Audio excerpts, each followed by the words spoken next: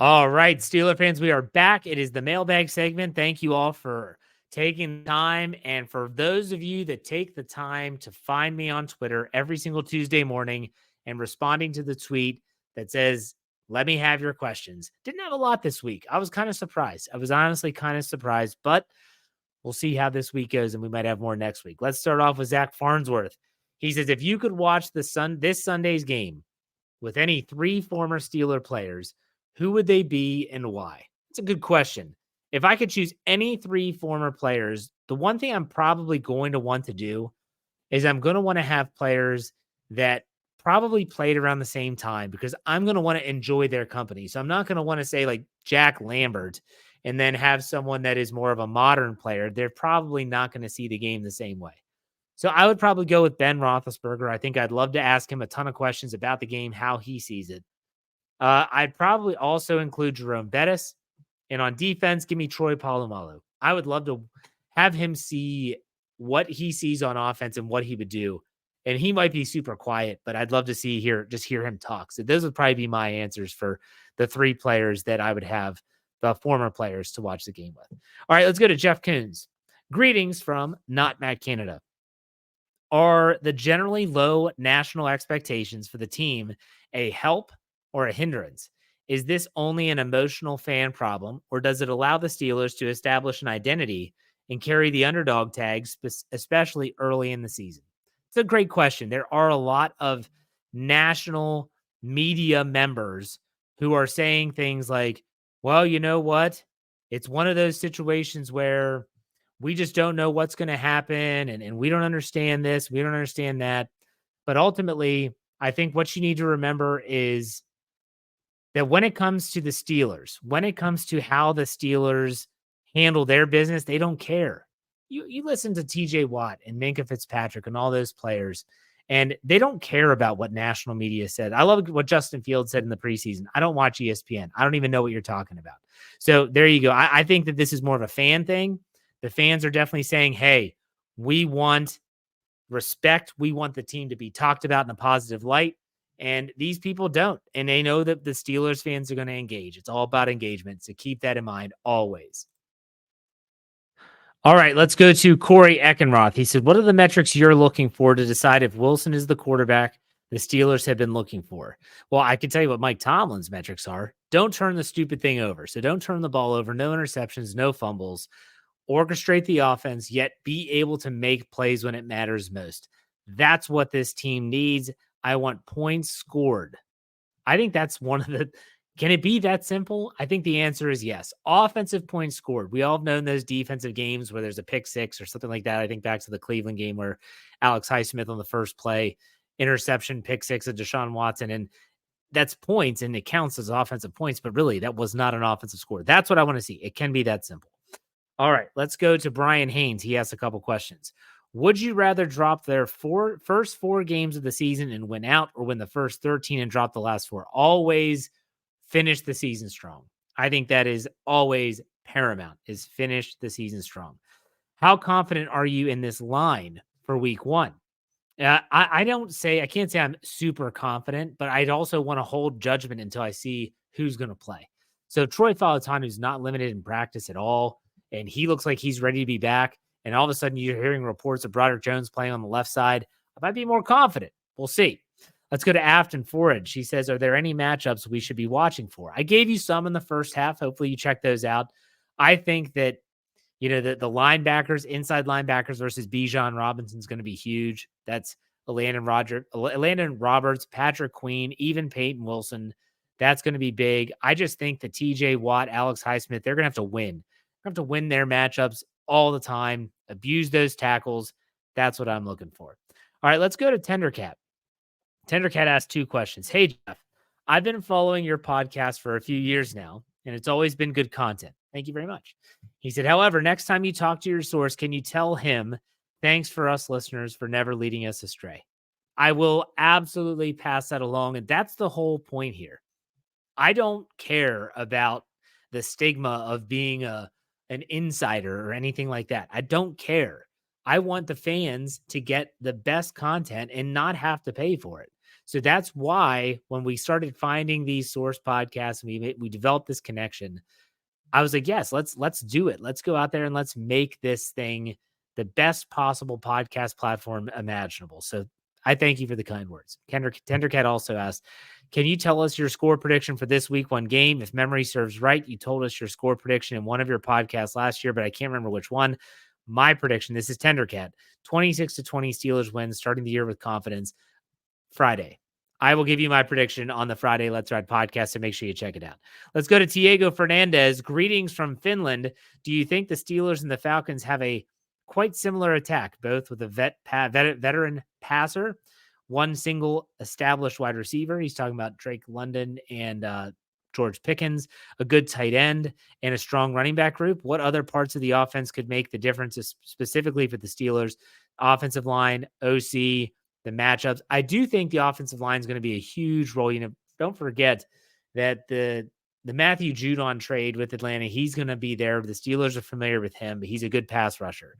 Don't also forget that Arthur Smith and the Steelers offense, he is a lot more experienced at calling plays than, I can't remember the guy's name. He was with the Rams. The Steelers interviewed him.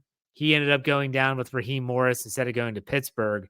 But he's a first-time play caller at the NFL level. So maybe that does play a role, but that's really good. That's a good comparison. Thank you very much, Diego. And hey, hope Finland's treating you well. Let's go to Joshua Petrick. He said, if the over-under for Nick Herbig sacks this year was 4.5, what are you taking? Over. I'm taking the over. I think he's going to play more. Next from Joshua Petrick. If Pickens stays healthy, I'm not too awful worried about the wide receiver room. I think Van Jefferson's better than we give him credit for. Plus, Artie's game plan doesn't usually include a wide receiver too. Also gives good chances for CA3 to step up. I kind of agree with you. The more I think about it, I want to see what they can do.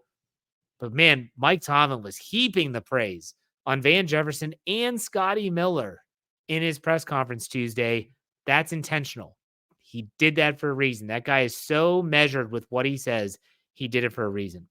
All right, let's go to Brandon Balduke. I hope I said that correctly. He said, who's your sleeper player on offense and defense heading into the season? Do you see a contract extension happening before Sunday for Cam or Pat? We'll get to the second question at the end. Next, who's your sleeper player on offense and defense heading into the season?